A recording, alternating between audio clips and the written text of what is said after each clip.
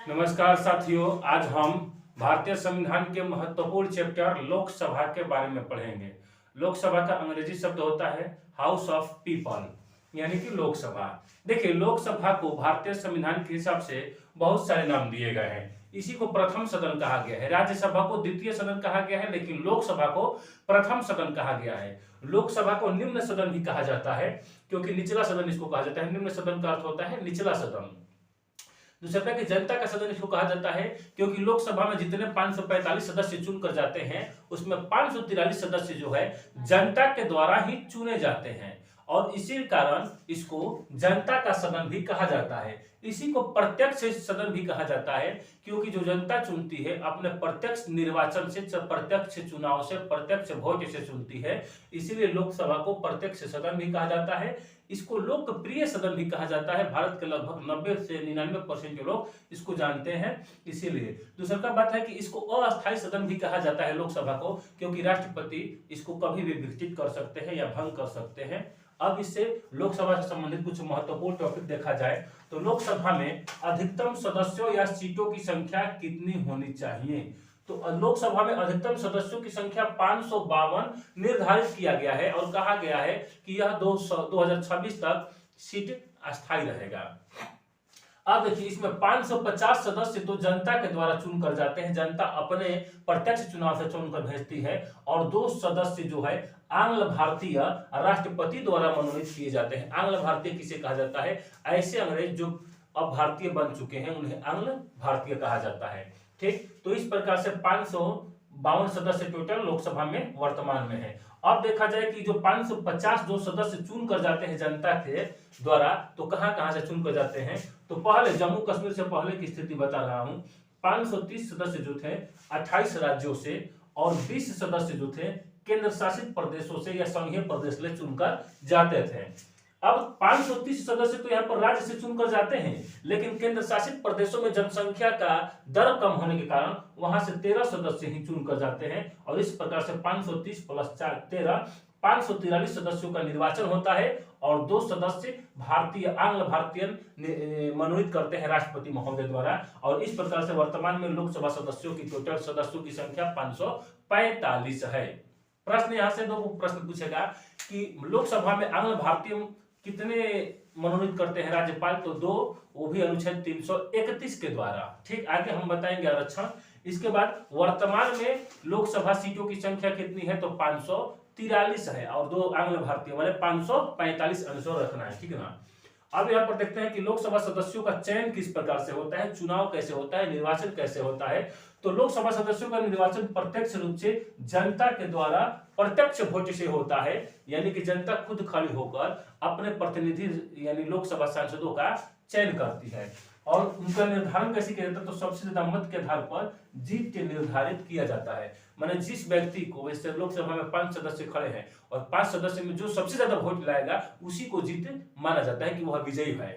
ठीक, अब लोकसभा सदस्यों की योग्यता देखा जाए तो योग्यता मुख्य रूप से सभी लोगों का योग्यता यही होना चाहिए कि लोकसभा सदस्य होने से पहले वह भारत का नागरिक हो, उसकी उम्र 25 वर्ष हो। ध्यान रखिएगा, लोकसभा सदस्य बनने के लिए न्यूनतम उम्र 25 वर्ष होना चाहिए। और हाल जो बीपीएससी में 63 बीपीएससी में पूछा था कि प्रधानमंत्री बनने के लिए न्यूनतम उम्र कितनी चाहिए, तो 25 वर्ष। क्यों? क्योंकि लोकसभा सदस्य को अगर बहुमत मिल जाता है तो अब प्रधानमंत्री बन जाएगा, तो इसीलिए पीएम या सीएम बनने के लिए न्यूनतम उम्र भी 25 वर्ष चाहिए। अगला पॉइंट है कि लाभ के पद पर न हो, कि व्यक्ति लाभ के पद पर नहीं होना चाहिए, गवर्नमेंट जॉब में नहीं होना चाहिए, और मानसिक रूप से स्वस्थ हो। मानसिक रूप से स्वस्थ हो का मतलब वह शारीरिक विकलांग हो सकता है तो काम चलेगा, वह नामांकन भर सकता है, लेकिन मेंटली रूप से विकलांग नहीं होना चाहिए, मानसिक रूप से स्वस्थ होना चाहिए, पागल दिवालिया नहीं होना चाहिए। यहां तक क्लियर। अब देखा जाए कि लोकसभा का कार्यकाल कितने वर्ष के लिए लोकसभा बनता है। तो सामान्यतः 5 वर्ष लोकसभा का प्रश्न कार्यकाल सामान्यतः कितना होता है? तो 5 वर्ष। लेकिन अगर सरकार बहुमत खो दे तो 5 वर्ष के पहले भी राष्ट्रपति क्या कर सकते हैं कि लोकसभा का विघटन कर देते हैं, और किसके कहने पर? प्रधानमंत्री के कहने पर लोकसभा का विघटन कर सकते हैं। यही लिखा गया है कार्यकाल। सामान्यतः 5 वर्ष लोकसभा का कार्यकाल होता है, परंतु सरकार के बहुमत खोने पर राष्ट्रपति इसे भंग भी कर सकते हैं या विघटन भी कर सकते हैं। ठीक, एक नोट बहुत महत्वपूर्ण लिखा गया है, नोट यहाँ पर देखिए, जब देश में राष्ट्रीय आपातकाल लागू हो, देश में राष्ट्रीय आपातकाल लागू होता है अनुच्छेद 352 के लागू होने पर। देश में जब राष्ट्रीय आपातकाल लागू होता है तो इस दौरान क्या होता है कि लोकसभा का कार्यकाल जो होता है 1 वर्ष के लिए बढ़ा दिया जाता है। यही चीज लिखा गया है यहाँ पर, मिटाकर आप लोगों को समझा रहा हूं कि जब देश में आपातकाल लागू हो, यानी कि अनुच्छेद 352 जब लागू होगा तो देश में राष्ट्रीय आपात लगेगा, ठीक।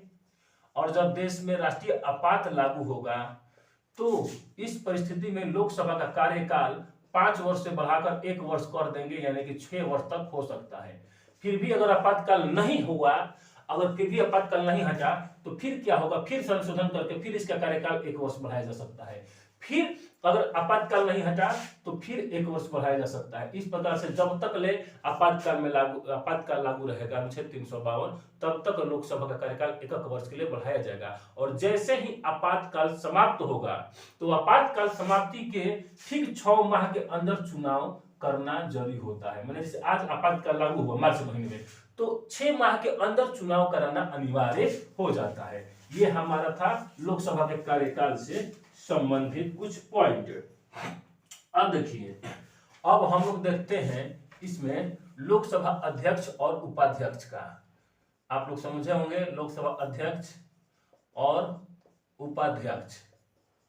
तो देखिए इनका चुनाव कैसे होता है। लोकसभा अध्यक्ष और उपाध्यक्ष का चुनाव जो 545 सदस्य होते हैं, यही अपने में से किसी एक व्यक्ति को लोकसभा अध्यक्ष चुनते हैं और एक उपाध्यक्ष चुनते हैं। और इस प्रकार से दोनों क्या हो जाते हैं, लोकसभा अध्यक्ष और उपाध्यक्ष के रूप में कार्यरत रहते हैं।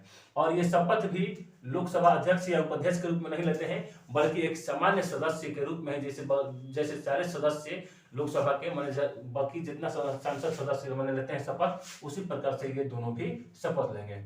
अच्छा, त्याग पत्र अगर देना होगा तो जैसे राष्ट्रपति उपराष्ट्रपति को देते थे, उपराष्ट्रपति राष्ट्रपति को देते थे, ठीक उसी प्रकार से लोकसभा अध्यक्ष अपना त्याग पत्र देंगे उपाध्यक्ष को और उपाध्यक्ष अपना त्याग पत्र देंगे लोकसभा अध्यक्ष को। अगर ये त्याग पत्र दे देते हैं किसी रीजन से तो ठीक है, लेकिन अगर इनको हटाना होगा तो हटाने की विधि कैसी होगी। जितने 545 सदस्य हैं, 545 सदस्य मिलकर अपना वोटिंग के माध्यम से इनको हटा सकते हैं। 2/3 बहुमत नहीं चाहिए, जितना सदस्य है लोकसभा के 545 सदस्य कहेंगे कि हाँ लोकसभा को हटाया जाए, तब ये क्या होंगे कि अपने मैंने पद पर से हटेंगे। अब हम लोग लोकसभा अध्यक्ष का चुनाव तो कर दिए, तो लोकसभा अध्यक्ष का कुछ पावर दिया गया है, कुछ कार्य दिया गया है। तो ध्यान रखना है यहाँ पर क्या है। पहले का कि अनुच्छेद 108 के द्वारा, ध्यान रखिएगा, अनुच्छेद 108 के द्वारा क्या होता है कि यहाँ पर जब लोकसभा और राज्यसभा के जब दोनों की संयुक्त बैठक होता है तो इसकी अध्यक्षता जो होता है लोकसभा अध्यक्ष ही करते हैं। ये शक्ति इनको अनुच्छेद 108 के द्वारा दिया गया है। यानी कि जब लोकसभा और राज्यसभा की संयुक्त बैठक होगी तो उसकी अध्यक्षता कौन करेगा, लोकसभा अध्यक्ष करेंगे। किस अनुच्छेद के तहत करेंगे, तो अनुच्छेद 108 के तहत। और दूसरा का पावर है कि कोई विधेयक धन विधेयक है या नहीं है, इसका निर्णय कौन करता है, तो लोकसभा अध्यक्ष करेंगे।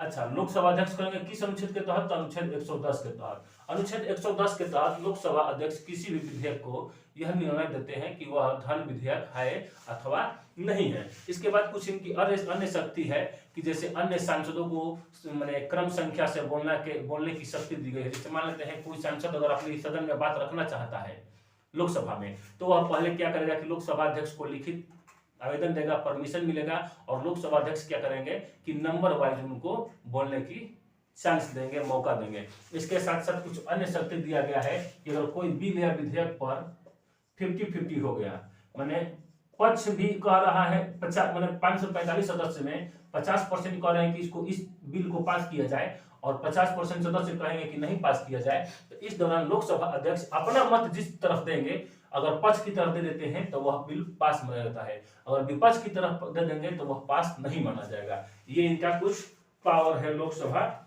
अध्यक्ष का। और बाकी लोकसभा उपाध्यक्ष जो होते हैं इनके सहयोगी के तौर पर हमेशा कार्य करते रहते हैं। ठीक है, अब देखा जाए अगर लोकसभा अध्यक्ष अनुपस्थित रहते हैं तो उनका कार्यभार जो होते हैं लोकसभा उपाध्यक्ष संभालते हैं। और कभी कभी ये भी स्थिति उत्पन्न हो जाए कि लोकसभा अध्यक्ष भी न रहे और उपाध्यक्ष दोनों न रहे, तो इस स्थिति में राष्ट्रपति महोदय क्या करते हैं कि जो वरिष्ठ 6 सांसद 6 को उनका व्यवस्था बनाया होता है, किसी अन्य सदस्य को प्रोटेम स्पीकर बना सकते हैं, माने अस्थायी रूप से अध्यक्ष बना सकते हैं। ठीक, अब देखिए, अब लोकसभा में कुछ आरक्षण का प्रावधान किया गया है। तो आरक्षण का प्रावधान जैसे SC ST माने आप लोग पढ़े होंगे कि सीटें आरक्षित हो जाता है, तो लोकसभा में कुछ प्रावधान दिया गया है, उस प्रावधान को पढ़ते हैं। देखिए, लोकसभा में आरक्षण की बात की जाए तो अनुच्छेद 330 के द्वारा SC का मतलब क्या होता है बबुआ? अनुसूचित जाति, और ST यानी कि अनुसूचित जनजाति। लोकसभा में जो टोटल 545 सदस्य हैं, उस 545 सदस्यों में भी क्या किया गया है? अनुच्छेद 330 के द्वारा अनुसूचित जाति के लिए 84 सीटों को आरक्षित किया गया है। माने 84 सदस्य जो होंगे अनुसूचित जाति से आएंगे, और ST यानी अनुसूचित जनजाति से क्या आएंगे? 47 सदस्य आएंगे। ध्यान रखिएगा, यहाँ पर 4 प्रश्न पूछेगा कि लोकसभा में अनुसूचित जाति कितने चुन कर जाते हैं? तो 84 को।